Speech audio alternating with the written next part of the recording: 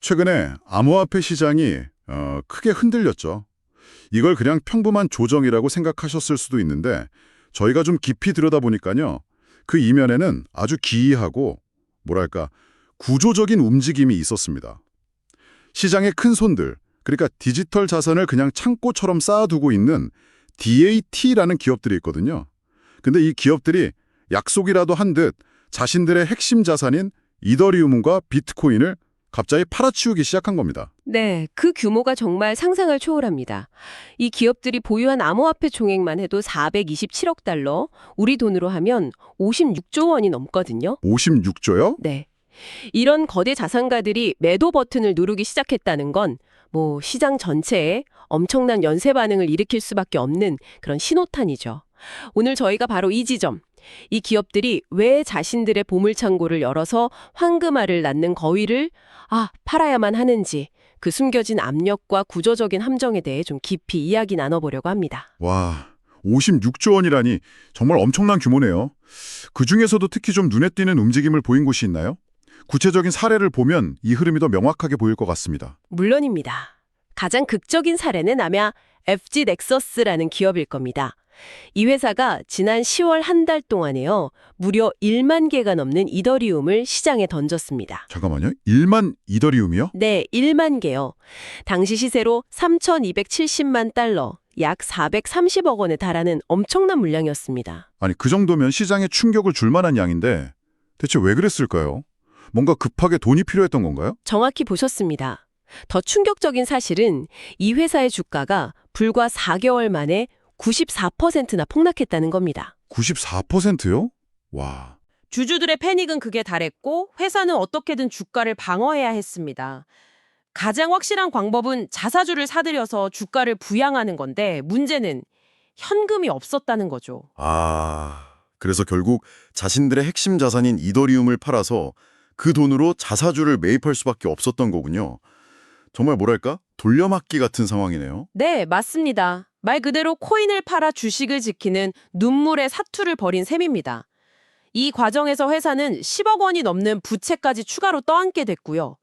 결국 보유 자산은 줄고 빚은 늘어나는 최악의 상황으로 몰린 겁니다. 이게 FG 넥서스만의 이야기가 아니라는 게 더 소름 돋는 지점인 것 같아요. ETH 질라라는 다른 기업도 비슷한 움직임을 보였더라고요. 그렇습니다. ETH의 질라의 사례는 이 문제가 그냥 단발성 사고가 아니라 이 DAT라는 사업 모델 전체에 퍼진 구조적인 질병이라는 걸 보여주죠. 이 회사도 한 달 전쯤 약 4천만 달러, 한 500억 원이 넘는 이더리움을 매각해서 자사주를 사들였습니다.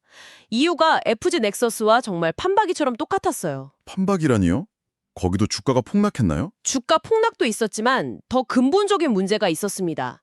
바로 주가가 회사의 실제 순자산 가치, NAV라고 하죠. 이것보다 무려 30%나 할인된 가격에 거래되고 있었다는 점입니다. 쉽게 말해서요, 회사를 당장 청산해서 보유한 코인을 다 나눠주는 게 주식을 그냥 들고 있는 것보다 30%나 더 이득인 상황이었던 거죠. 와, 듣고 보니 주주들 입장에서는 정말 화가 날 만한 상황이네요.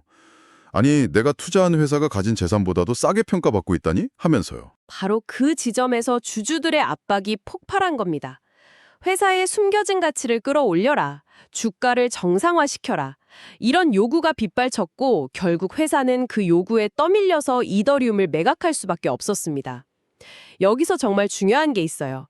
FTX가 코인을 팔면 이더리움 가격이 내려가잖아요.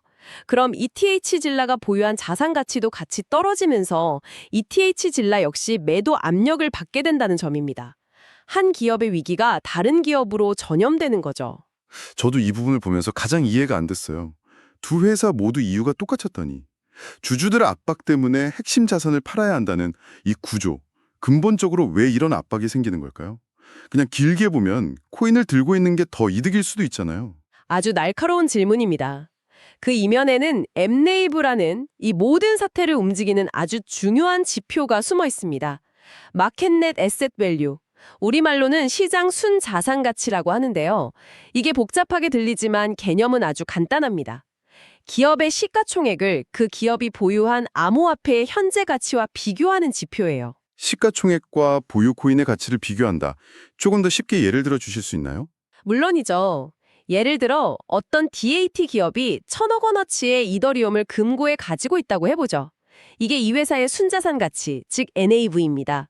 그런데 주식시장에서는 이 회사의 시가총액이 700억 원에 불과하다고 평가받는 상황이 벌어지는 겁니다. 잠시만요. 그럼 이건 회사가 가진 코인 가치보다 주식시장에서 평가받는 기업의 가치가 300억 원이나 더 낮다는 거잖아요. 이건 뭔가 단단히 잘못된 상황 아닌가요? 바로 그겁니다. 이때 MNAV는 시가총액 700억을 순자산 가치 1,000억으로 나눈 0.7이 됩니다. 이 숫자가 1보다 작아지는 순간 주주들 입장에서는 차라리 회사를 당장 해체하고 저 1,000억 원어치 코인을 우리한테 나눠줘. 그게 700억짜리 주식 들고 있는 것보다 낫잖아. 라는 아주 합리적인 생각을 하게 됩니다. 와, 이건 정말 역설적이네요. 기업이 잘 운영되고 있다는 신호를 시장에 보내기 위해서 역설적으로 기업의 미래 가치를 담보하는 핵심 자산을 팔아야만 하는 상황이라니. 마치 혹독한 겨울을 나기 위해 자기 집 기둥을 빼서 땔감으로 쓰는 것 같아요. 정말 완벽한 비유입니다. 그리고 그 땔감이 다 떨어지면 집이 무너지겠죠. 바로 그 지점에서 주주들은 행동에 나섭니다. 우리 주식 가치가 왜 보유 코인 가치보다도 못하냐. 당장 보유 코인을 팔아서 자사주를 매입해라. 그래서 MNAV를 1 이상으로 끌어올려라. 라고 강력하게 요구하는 거죠. 기업은 좋든 싫든 코인을 팔아야만 주가를 방어할 수 있는 그런 구조적 함정에 빠져버리는 겁니다. 그렇군요. 이제 이 기이한 현상이 왜 일어나는지 명확히 이해가 되네요. 그렇다면 이 구조가 얼마나 위험한지가 드러나는 대목인데요. 이 모든 게 의미하는 건 결국 뭘까요? 여기서부터 하락의 자기 실행 루프, 그러니까 빠져나올 수 없는 죽음의 소용돌이가 시작됩니다. 한번 상상해 보세요. 기업이 주주 압박에 못 이겨 코인을 매도하면 그 매도 물량 때문에 시장의 코인 가격이 하락하겠죠? 네, 당연히 그렇죠. 코인 가격 하락은 곧 그 코인을 보유한 기업의 순자산 가치, NAV 하락으로 이어집니다. 그럼 떨어진 NAV는 다시 주가를 끌어내리고 MNAV를 더욱 악화시키죠. 그럼 기업은 주가 방어를 위해 또 코인을 매도해야만 하는 그야말로 완벽한 악순환의 고리에 갇히게 되는 겁니다. 듣기만 해도 끔찍한데요. 한번 발을 들이면 절대 빠져나올 수 없는 늪 같네요. 그런데 여기에 레버리지라는 폭탄까지 더해지면 상황은 걷잡을 수 없이 심각해지겠군요. 네, 바로 그 점이 시장을 더 불안하게 만드는 요인입니다. 많은 DAT 기업들이 자금을 조달할 때 전환사채, PIP 거래, 영구 우선주 같은 복잡한 금융 기법을 사용했습니다. 시장이 상승할 때는 이게 적은 돈으로 더 큰 자산을 보유할 수 있게 해주는 아주 효과적인 전략이지만 지금 같은 하락기에는 매도 압력을 몇 배로 증폭시키는 시한폭탄이 되거든요. 전환사채 같은 건 이름은 많이 들어봤는데 왜 하락기에 위험한 건지 간단히 설명해 주실 수 있나요? 쉽게 말해 나중에 주식으로 바꿔줄 테니 지금 돈을 빌려달라는 계약입니다. 주가가 오를 땐 투자자도 회사도 행복하죠. 하지만 주가가 폭락하면 어떻게 될까요? 투자자들은 이 휴지 조각 같은 주식 말고 그냥 원금과 이자를 현금으로 갚아라고 요구하게 됩니다. 결국 회사는 빚을 갚기 위해 또다시 코인을 팔아야 하는 압박에 시달리게 되는 거죠. 한 분석에 따르면요. 시장의 현재 수준에서 10에서 15%만 추가로 하락해도 이 레버리지 때문에 최대 40억에서 60억 달러, 우리 돈으로 최대 8조 원에 달하는 엄청난 규모의 강제 매도가 촉발될 수 있다고 합니다. 40억에서 60억 달러라니 상상도 안 가는 규모네요. 그런 엄청난 매물이 한꺼번에 쏟아지면 시장이 과연 버텨낼 수 있을까요?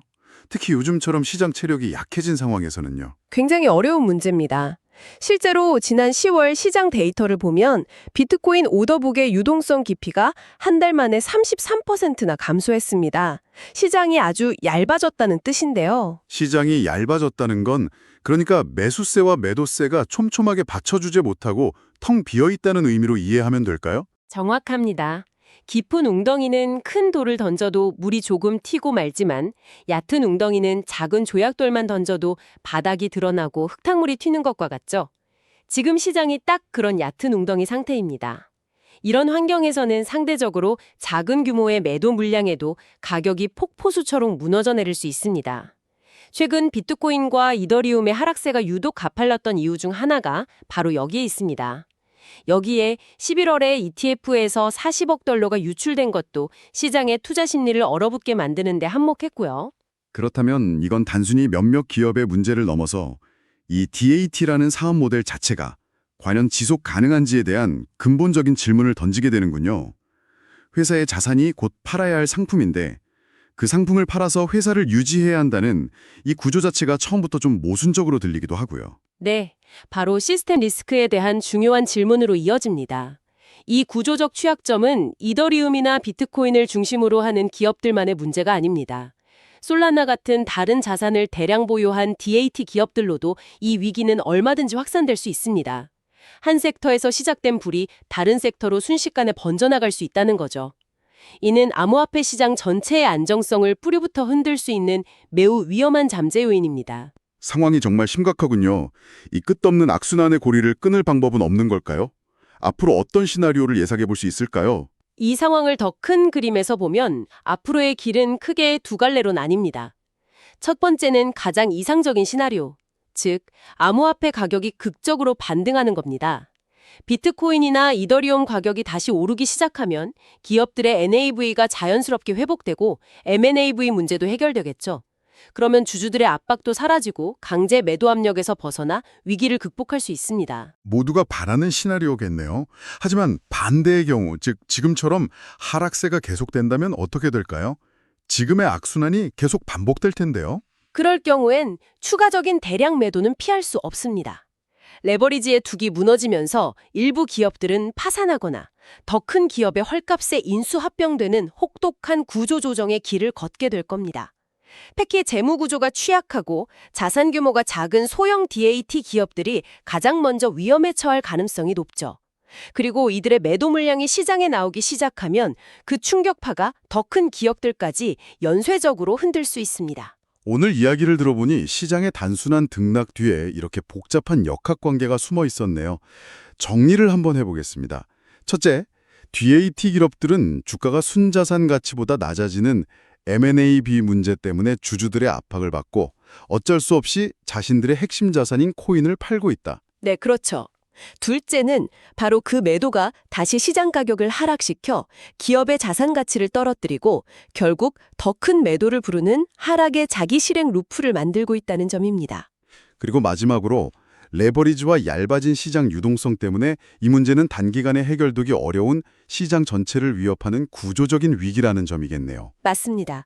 이 숨겨진 역학관계를 이해하는 것은 앞으로 여러분이 시장의 흐름을 예측하는데 매우 중요한 나침반이 될 겁니다. 다음에 시장이 갑작스럽게 흔들릴 때 그저 누군가 패닉세를 하나 보다라고 생각하는 대신 그 배후에는 오늘 우리가 이야기한 이런 구조적인 강제 매도가 작용하고 있을 수 있다는 점을 떠올리시면 시장을 훨씬 더 깊이 있게 보실 수 있을 겁니다. 오늘 이 이야기를 듣고 나니 이제 시장의 움직임이 전과 다르게 보이실 것 같습니다. 이 거대한 압력 속에서 과연 어떤 기업들이 살아남고 또 어떤 기업들이 가장 먼저 쓰러지게 될까요? 그리고 그들이 무너질 때 그들이 보유한 그 막대한 양의 암호화폐는 시장에 어떤 충격을 주게 될지 한번 직접 예측해 보시는 건 어떨까요? 시청해 주셔서 감사합니다.